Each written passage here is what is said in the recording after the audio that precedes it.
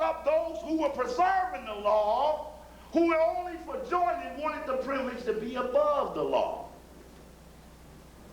And as an indicator, I would lay this as foundation that such a demand needs to be made here. Now, what about black Masons? Someone would then say, are they a threat to black liberation? Confusion on the battlefield. Anyone who submits to a blindfold is not for black liberation. That's right. Now, that's a comprehensive statement, and I'll say it again. Anyone who submits to a blindfold cannot be for black liberation, because the oath that they took is compelling enough that it could supersede any commitment they make to me and you. Because that oath is an oath sworn against violence, even against one's family. What is the problem with Masonry? Me and sister are married. We've been married 20 years. I go into the lodge. Now they tell me something. I just met them last week. Now they tell me something that actually separates me from my wife of 20 years. Because now I can never tell her what I learned there, because as a non-member, we're now separated by strangers. Principal, you understand? Yes, sir. What's the problem with the blindfold? I have up here on a tape one of the rituals where they walk the man around. They walk him around and stuff. They walk the guy around this little platform. And they ask him, will you reveal the secrets of a master mason? And he says, my life, but not the secrets. And then they replicate some symbolic, you then die. And they stab him. And then another group of people confront him blindfolded with a mentor. And they challenge him again, will you reveal the secrets of a master mason? And he says, my life, but not the secrets. Now this is one of the earlier rituals that they must learn, that there are consequences. Yeah, it's gonna make them all go in a minute. Because consequences will command. Consequences will command that the way they can join. Now, why do I draw attention to blind loyalty? Because in the good book, in the higher order, it says that when you're forming the army of liberation, it says on the path, you will meet people of like character, and with them you will form a bond that needs no utterance of mere words. Now that's the black liberation standard.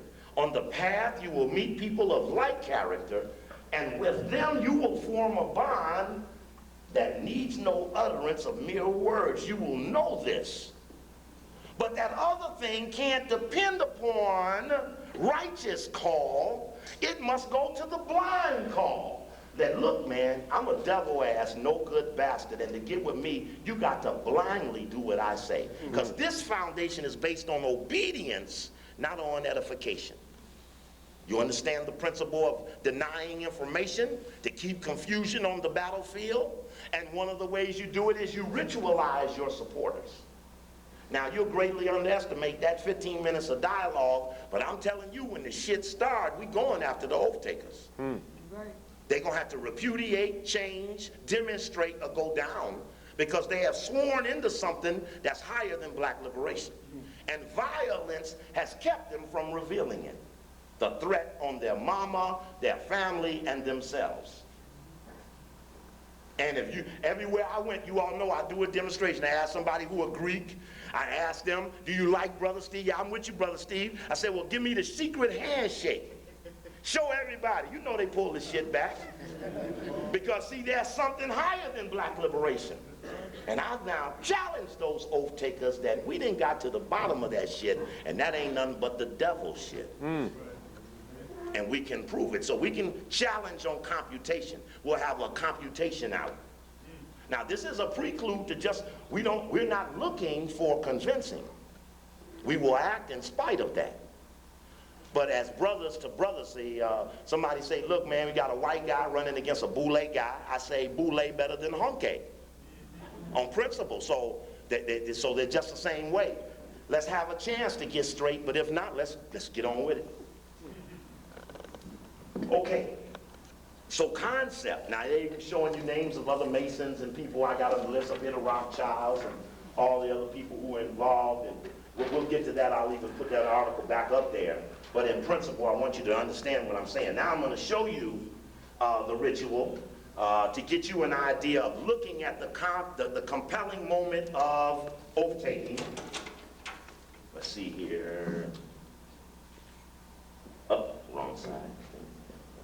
Mr. Smith, you are received in the Masonry upon the point of a sharp instrument piercing your naked left breast, which is to teach you, as this is an instrument of torture to your flesh.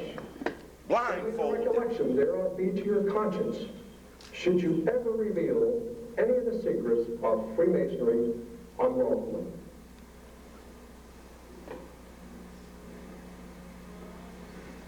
And upon that, they can compel them to do anything.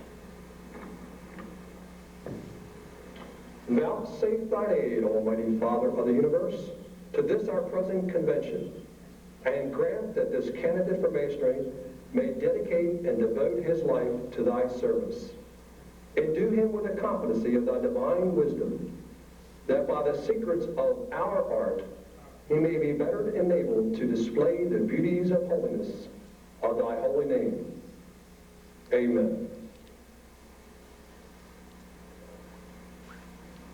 Mr. Smith, in times of imminent peril and danger, in whom do you place your trust? In God.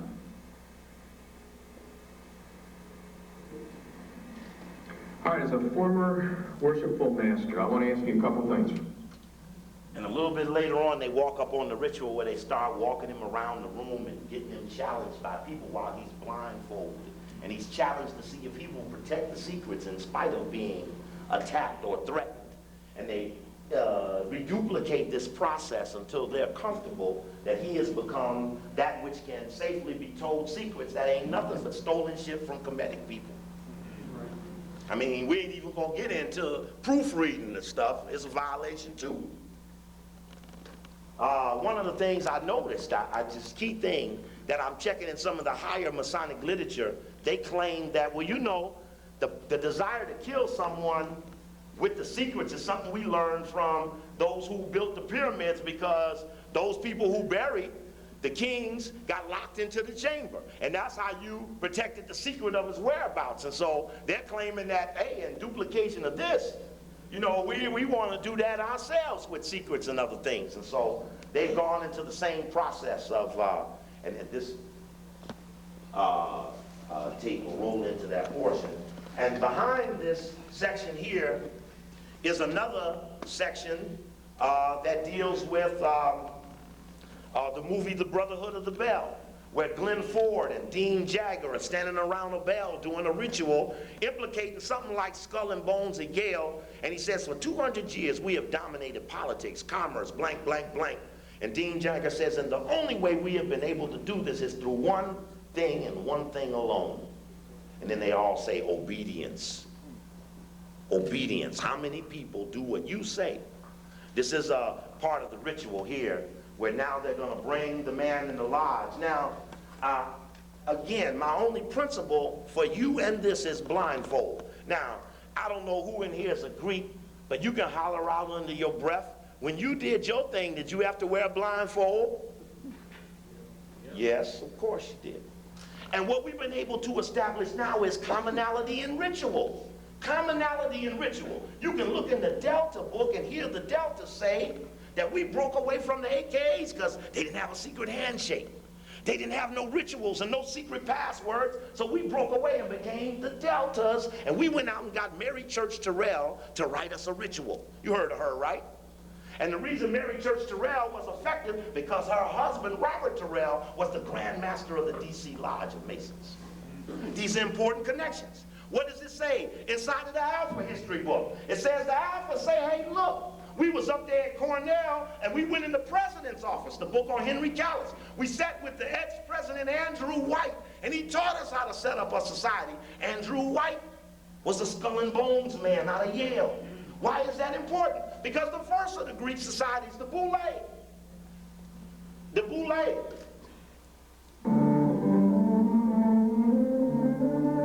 Started, and I guess we must have went past the ritual. Did y'all see him going around and walking in a circle and all of that? Right, okay, I'm with you. The Alpha history book says that at Cornell, we used to clean up the white fraternities and sororities, and we watched the rituals that they were doing. Then you go back and see that the Alphas and Andrew White are coming in behind the Sigma Pi Phi, the Boule. And the Boule says in their history book on page 28, we like Skull and Bones at Yale. And Skull and Bones at Yale is the second chapter of a German society that came from Bavaria, Germany, where you call something called the Illuminati came from.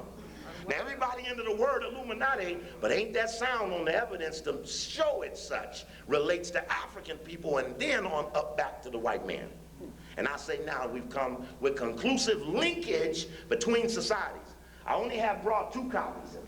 Maybe I still didn't keep this up right. I only have brought 2 copies of a tape called The Oath Takers, where we've gone beyond the Boule. If you want to know the base connections of Skull and Bones and the societies, it's called Base Theory on Evil plus the Oath Takers, the ritual of the Mason ritual and the Brotherhood of the Bell and Bill Cosby using the word Boule to open up a secret chamber. All of those are on the Oath Takers tape. It'll give you a definitive look through an overhead of the evidence that makes us come to this conclusion that there's linkage between societies. Now, if you link the African or black societies to, in fact, even in the Delta book, it says that we link our rituals are similar to the Freemasons, and the Freemasons are the direct descendants of the Greeks.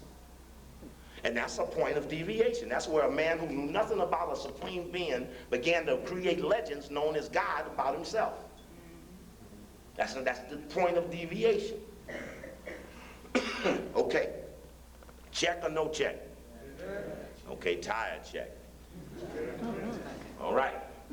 Now, a matter of fact, let's make it so. I use this shot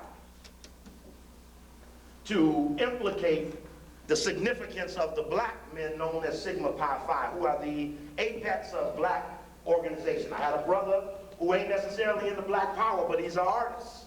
You tell him the vision, he can draw the concept. And on that urn is a circle within a circle, which is in their logo, and also above that are Sigma, 9 squares pi, 9 squares phi. And just to tell you simply, those are esoteric symbols. Esoteric means mystified, to add separation from the flock. See, when the Prince Hall Masons, who were the most powerful organization next to the church during the Civil War, you can follow this in the book Aristocrats of Color, what they did in the black community was create separatist feelings between the one who was ritualized and those who weren't. It made one person think they were better than another. It's something religion tends to do. Societies tend to perpetrate this, and all of these are counter-African liberation. Now, this symbol suggests that the apex of black organization cut a deal with the white man to be no more than an aid to something they consider higher than themselves. It's a confession in their mere resurrection or manifestation. There's a faulty judgment. We will never be nothing more than an aid to the white man. So you got the king and queen of Europe who can't colonize the whole world with their sons and their daughters, so they go out and make some deputies. The born man start making a man. That's where Cecil Rhodes comes in, a made man. He's at Oxford. He's being taught the imperial way. Colleges are very important secret societies. Skull and Bones College, University of Ingolstadt College, the Greek Societies College. College is very important. College as an institution might be damn in the focus of those who are counter what we want to be. College may be ashamed to meet you here. Principle. Okay? These men, okay. Okay, let me stop this. These men who cut the deal never to be higher than another man compromised the extent, the capability of the race. And in fact, they described in their own history book, they described something about themselves. They made a point to say that the reason, Charles Wesley, the reason we relied upon the Greek thing, see, everybody tell you secretly it's a black thing. Well, if you go to the evidence, it don't never say the black thing. So when they come with these supplanted suggestions about what they are, it never made the history books, which is the foundation of the society. Don't let nobody fool you. Now, so they say, and you, my friends, have seen this many times. You understand that all I want to do is to verify that they say they relied upon Greek history and tradition. The reasons for this action are not difficult to discover, for it is well known that the study of Greek civilization was the basis for an acquaintance with Western civilization, which means that the desire was to know more about the white man who then stole their legacy, which is where George James comes in.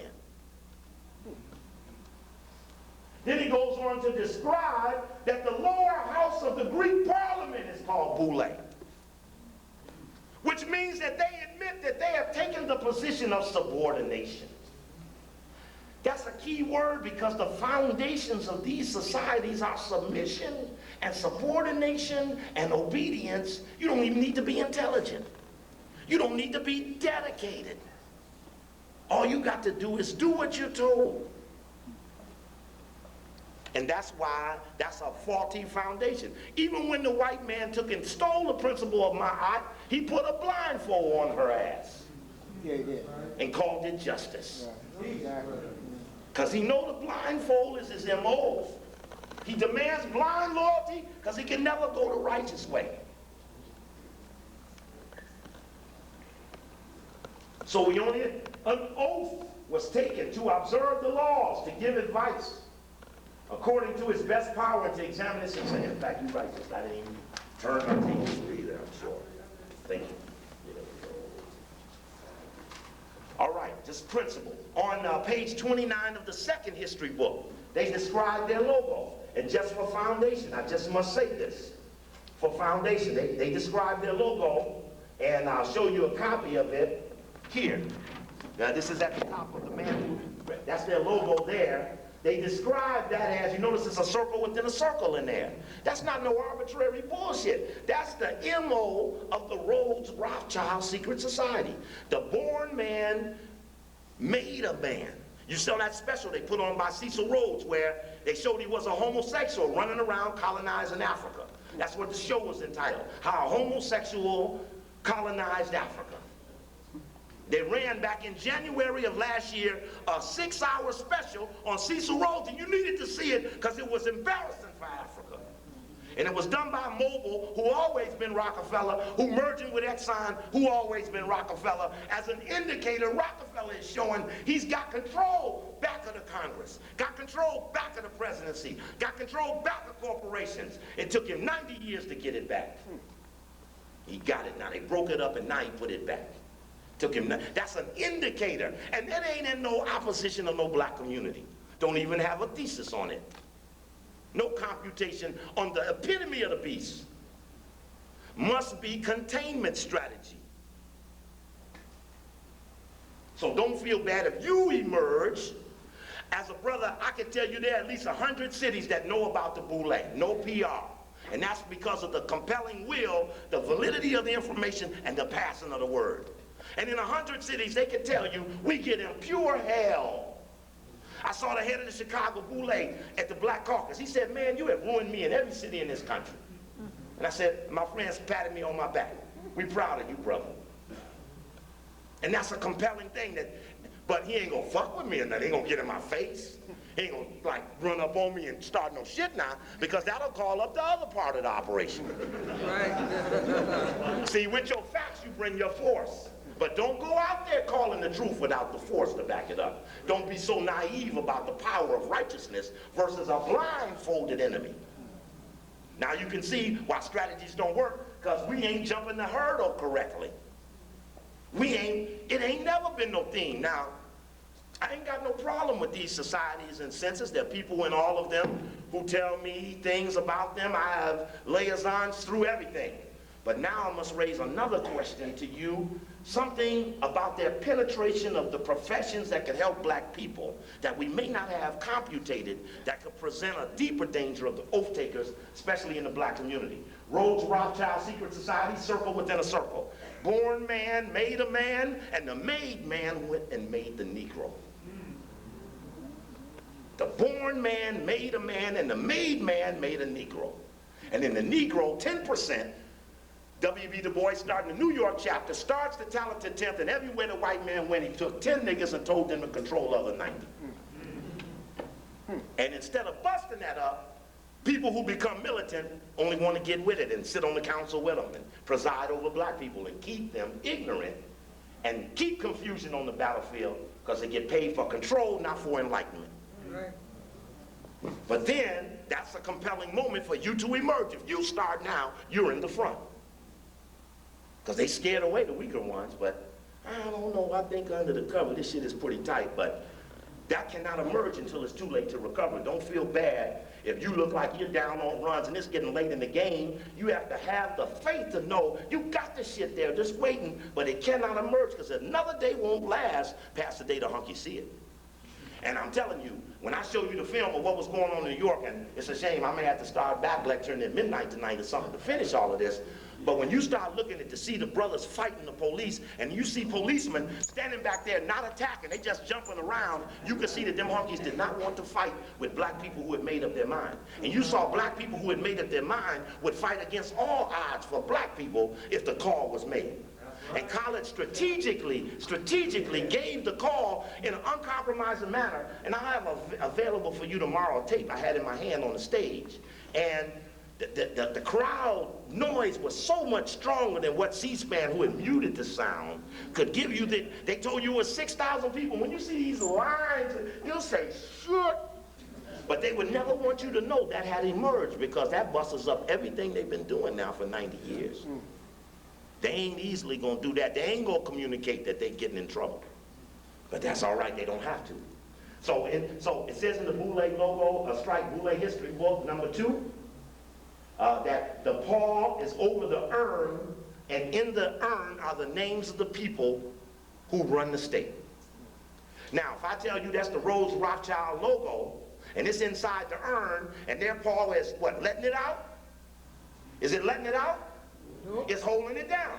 So lack of knowledge was in fact a sworn responsibility of the apex of the black community, who was no more than a subservient to the white man. Now I'm gonna tell you, that took me 10 years to get to that shit. Just that little line took 10 years to come conclusive that we done went around these niggas and got to the earthing of their shit. They ain't got nowhere to go now that we got supreme facts. Other than fess, let's go down. It's clarity. Clarity on the battlefield compels change. Now, as soon as I leave here, motherfuckers be saying, Coakley, man, teeth all fucked up, jaw swollen, look all fucked up. Man, how you gonna believe some shit he talking? You know they gonna do it fast as I walk out of here. Motherfuckers gonna be telling you Coakley ain't shit. Coakley spit, slobber, everything. Coakley flunky. Coakley, all of that. But it's his evidence you should attack. Fuck me, I'm just a vessel. I'm nothing to this. The day I don't submit to sharing it with you, my ass is out of here. I'll get hit by a car by nobody. Right. And that brings up the fact, who are you to save yourself when you have no control of what happens with your destiny? So don't be no punk thinking you saving yourself. Again, you could get hit by a car by a nobody, waking up nobody, saving yourself for the day.